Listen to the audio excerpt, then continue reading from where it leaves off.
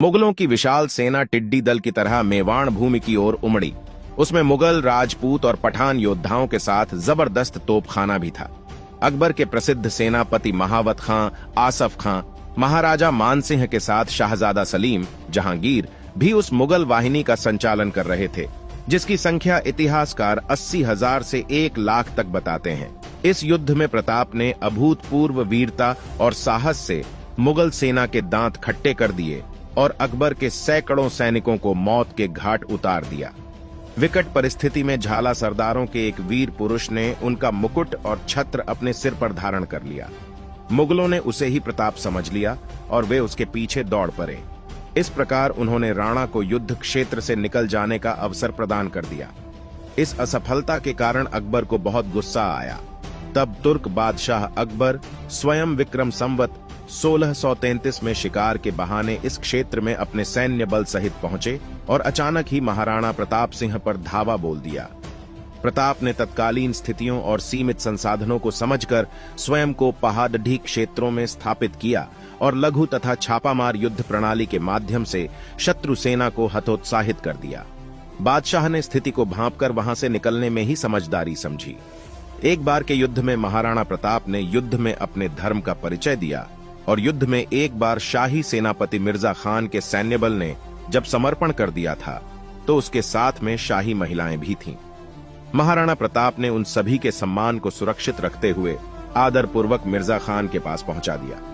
जहांगीर से युद्ध, बाद में हल्दी घाटी के युद्ध में करीब 20,000 राजपूतों को साथ लेकर महाराणा प्रताप ने मुगल सरदार राजा मानसिंह के 80,000 की सेना का सामना किया।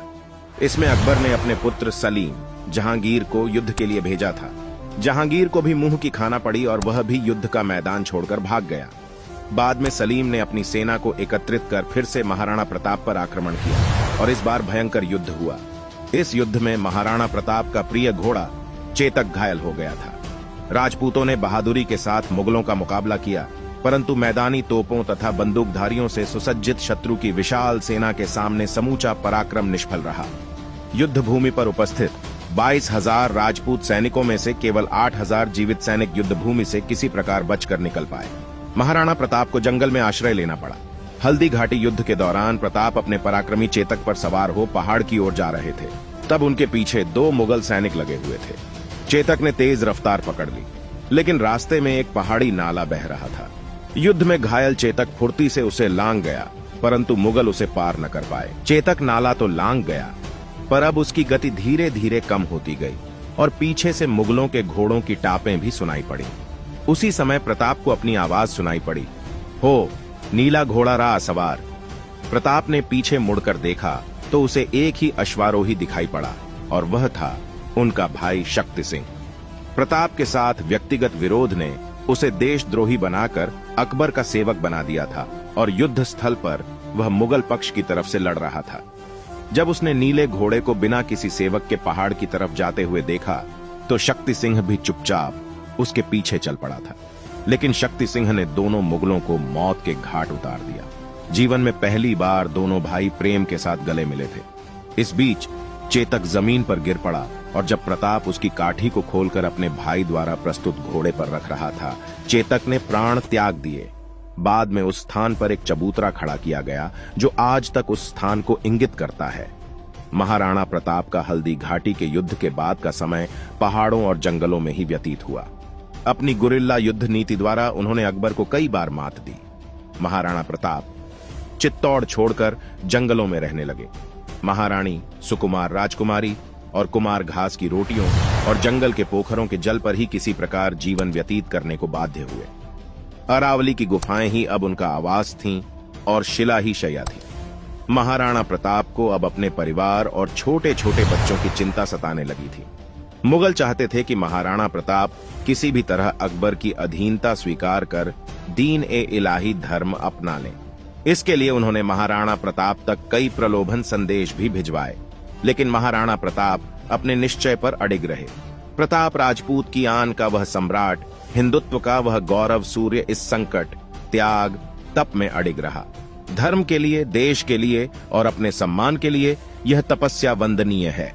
कई छोटे राजाओं ने महाराणा प्रताप से अपने राज्य में रहने की गुजारिश की, लेकिन मेवाड़ की भूमि को मुगल आधिपत्य से बचाने के लिए महाराणा प्रताप ने प्रतिज्ञा की थी कि जब तक मेवाड़ आजाद नहीं होगा वे महलों को छोड़ जंगलों में निवास करेंगे।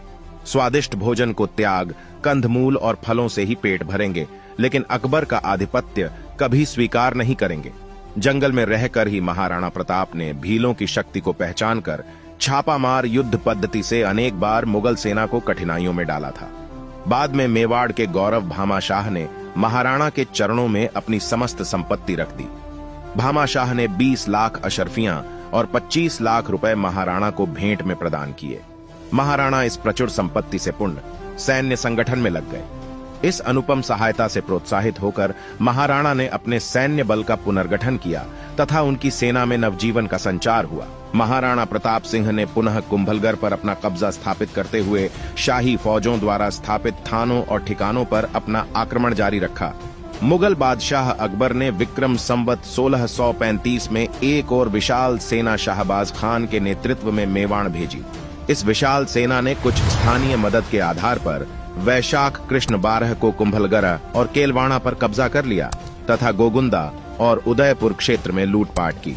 ऐसे में महाराणा प्रताप ने विशाल सेना का मुकाबला जारी रखते हुए अंत में पहाड़ी क्षेत्रों में पनाह लेकर स्वयं को सुरक्षित रखा और चावंड पर पुनः कब्जा प्राप्त किया। शाहबाज खान आखिरकार खाली हाथ पुनः पंजाब में अकबर के पास पहुंच गया। चित्तौड़ को छोड़कर महाराणा ने अपने समस्त दुर्गों का शत्रु से पुनः उद्धार कर लिया। उदयपुर को उन्होंने अपनी राजधानी बनाया। विचलित मुगलिया सेना के घटते प्रभाव और अपनी आत्मशक्ति के बूते महाराणा ने चित्तौड़गढ़ व मांडलगढ़ के अलावा संपूर्ण मेवाड़ पर अपना राज्य पुनः स्थापित कर लिया गया।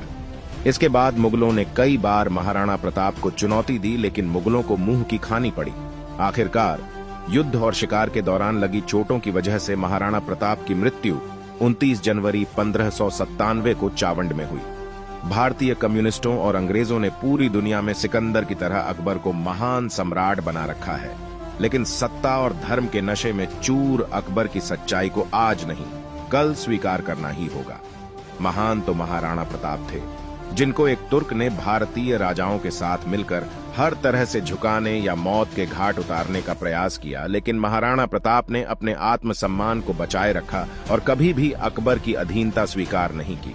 महाराणा प्रताप ने भगवान एकलिंग जी की कसम खाकर प्रतिज्ञा ली थी कि जिंदगी भर उनके मुख से अकबर के लिए सिर्फ तुर्क ही निकलेगा और वे कभी अकबर को अपना बादशाह नहीं मानेंगे। मेवाड़ के वीर यशस्वी महाराणा प्रताप ने कभी मुगलों के इस छद्म चेहरे की अधीनता स्वीकार नहीं की।